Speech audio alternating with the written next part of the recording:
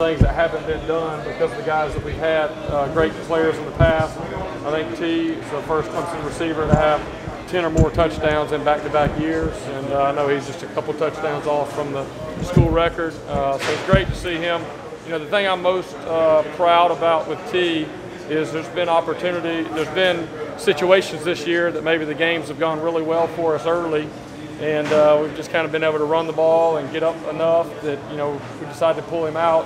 So there's some games where he really didn't touch the ball, and he's up there cheering for the other guys that are playing. It doesn't bother him one bit, but he knows that this time of year, him and Justin Amari, you know that this time of year we get into this championship phase, that's when we're going to really start leaning on those guys. And when I told him, I said, hey, you guys are going to be ready because you've been preparing all year. And you know, haven't really needed to do a lot of that in some of the games earlier this year. But you know, getting in this time of the year, this is where we really got to take off and need our best players to perform, and they did that today. Didn't get a chance to ask Dabo, was there any preliminary report on Jackson? Yeah, I think everything was, he was going to be fine. I think he was back out there in the huddle. I'm not sure they went back in, but he was back out there in the huddle, so we expect him to be okay. That was just preliminary talk. You've been on both sides of this. What does 6 in a row mean to you as a former player and now a coach here? Yeah, it's important. I think, you know, number one is it's important to the fans on the outside. I mean, the fans in this state, they look forward to this game. And, you know, we were on the other side of that for 5 years. And, you know, you got to credit that team that got it turned, you know, Deshaun and that group.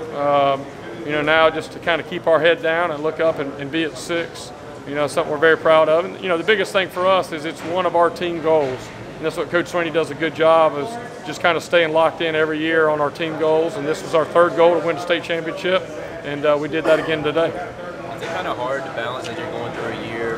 Okay, what do we want to save, and maybe we're going to start moving guys around towards the end of the year? What do we want to try to accomplish? Yeah, I think the biggest thing is our offensive staff has been together for so long that we've got a really good inventory of things.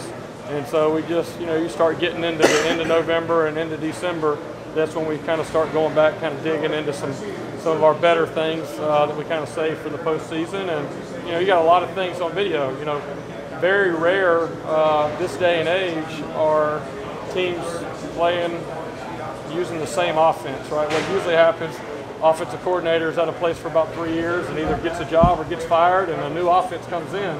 There's not many places out there that are running the same offense for going on, and I'm not even sure how many years, 7, 8 years now. So I think for us, we got to be very conscious to change things up. There's a lot of video. We played as many games the last 4 years as anybody in the country, so there's a lot of tape out there. Obviously got a target on our back.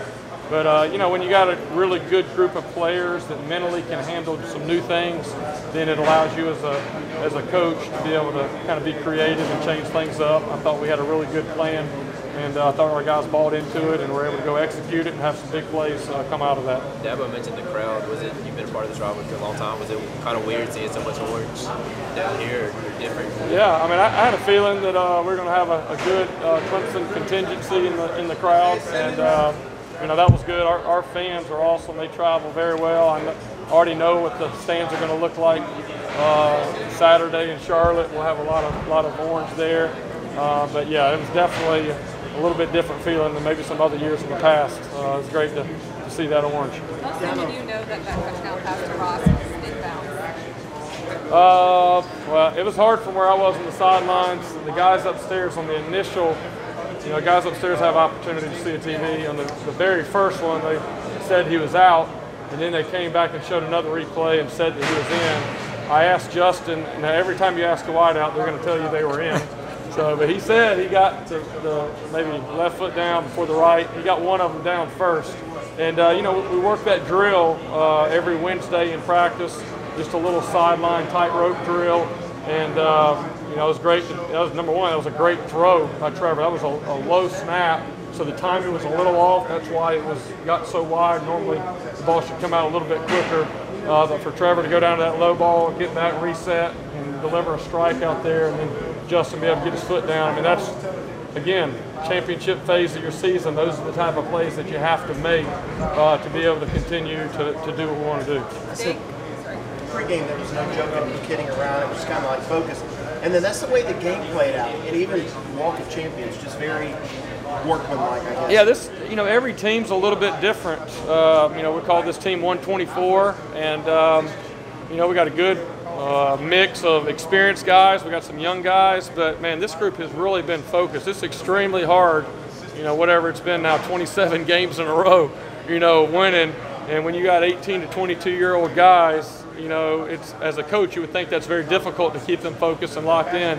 But we got really good leadership on this team. The best leadership comes from the players, not the coaches. And so this has been one of the most fun years. Coach Sweet even said that in the locker room to the players. This has been one of the most fun years that we've had as coaches, because these guys, they are focused. They know what they want. They're hungry, and just keep getting better and better.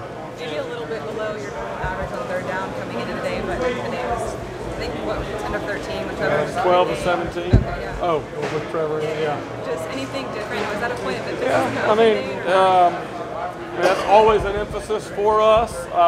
I just think, number one, guys executed on third down, and there was a couple of third and longs in there which are very difficult to execute. And Trevor, I think he was on a string of maybe 18 completions in a row. Ended up maybe being a Clemson record, but that helped a lot. But and also having 2 weeks to kind of get a plan together on third down really helped us.